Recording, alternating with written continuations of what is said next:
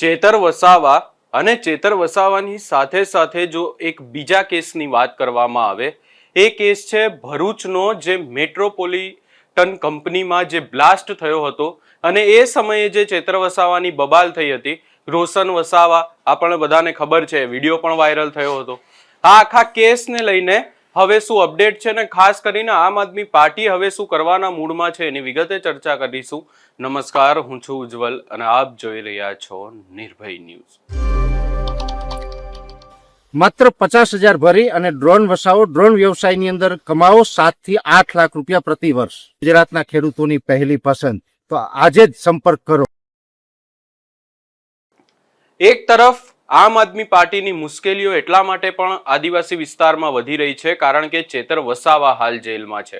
ચેતર વસાવા એક એવો ચહેરો છે કે જે આમ આદમી પાર્ટીના આદિવાસી વિસ્તારમાં ઉપર લાવી રહ્યા હતા અને એમની સાથે સાથે લડવાવાળા નેતાઓ એટલે કે અહીંયા જો વાત કરવામાં આવે, પિયુષ પટેલ, સર્જન વસાવા, રજની વસાવા, આ તમામ નેતાઓ પણ ક્યાંક ને ક્યાંક એ વિસ્તારમાં ચેતર વસાવાની સાથે ખભેથી ખભો મળાવી અને મહેનત કરી રહ્યા છે.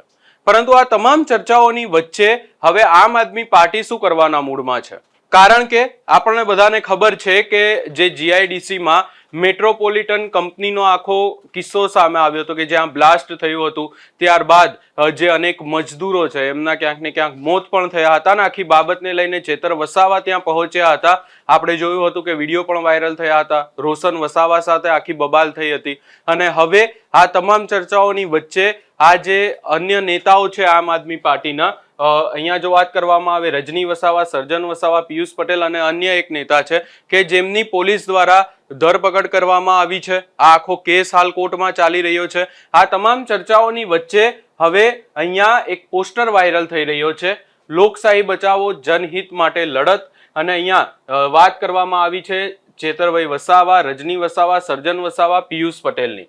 લખવામાં આવ્યું છે કે ભાજપ સરકાર સામ દામ દંડ અને ભેદની નીતિ અપનાવીને લોકશાહીનો અવાજ દબાવવાનો પ્રયાસ કરી રહી છે. અન્યાય સામેનો આપણો સંઘર્ષ અટકાવવાનો નથી. ગરીબ, ખેડૂતો, મજૂરો, કામદારો અને વંચિત સમાજના અધિકારો માટેની લડત વધારે મજબૂત બનશે.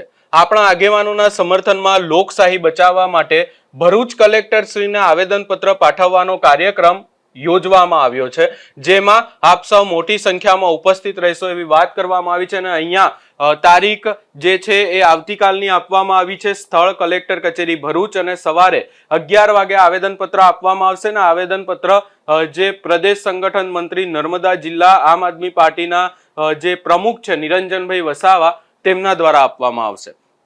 વધુમાં આ સમગ્ર બાબતને લઈને નિરંજન વસાવા દ્વારા શું કહેવામાં આવ્યું એ પણ સાંભળી લઈએ.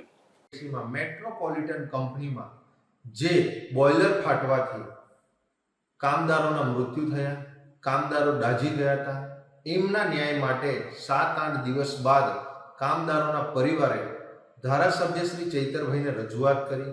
તેમાં પિયુષભાઈ પટેલ, રજનીભાઈ વસાવા, સર્જનભાઈ વસાવા સહિત અન્ય આગેવાનો આ પરિવારને ન્યાય અપાવવા માટે જાય છે. પણ આ ભારતીય જનતા પાર્ટીની જે આ તાનાશાહી સરકાર છે, એ સરકાર દ્વારા ત્યાં ગાડી પોલીસ પ્રશાસન, રોશન વસાવા નામના વ્યક્તિ અને કંપનીઓ દ્વારા 3 એફઆઈઆર કરવામાં આવી, જેમાં પિયુષભાઈ પટેલ, રજનીભાઈ વસાવા અને સર્જનભાઈ વસાવા જેવા અન્ય આગેવાનો આ ભરૂચ જેલમાં છેલ્લા અઠવાડિયા 10 દિવસથી છે.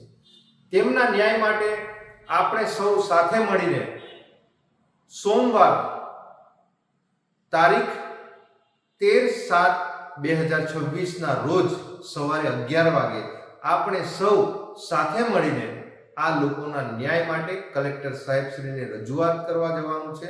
અને જ્યારે આમ આદમી પાર્ટીના આગેવાનશ્રીઓ ખેડૂતો હોય, અન્ય કામદારો હોય, રોજમદારો હોય કે શિક્ષણ, આરોગ્ય, તમામ મુદ્દાઓ પર જ્યારે એ અવાજ ઉઠાવે છે લોકોના ન્યાય માટે, ત્યારે આ ભારતીય જનતા પાર્ટીની જે આ તાનાશાહી સરકાર છે એ વારંવાર ડરાવવા ધમકાવવાનો પ્રયત્ન કરે છે, ખોટી ફરિયાદો દાખલ કરે છે અને અમારા આગેવાનો પર જે આ ખોટી એફઆઈઆરો કરી એમને ડરાવવા ધમકાવવાનો પ્રયત્ન કરે છે.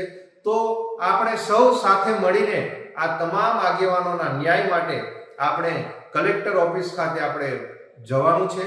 તો આપ સૌ ત્યાં ખૂબ મોટી સંખ્યામાં પધારો એવું આપ તમામ આગેવાનશ્રીઓને અમારી નમ્ર વિનંતી છે. નિરંજનભાઈ વસાવા, આમ આદમી પાર્ટી, નર્મદા જિલ્લા પ્રમુખ.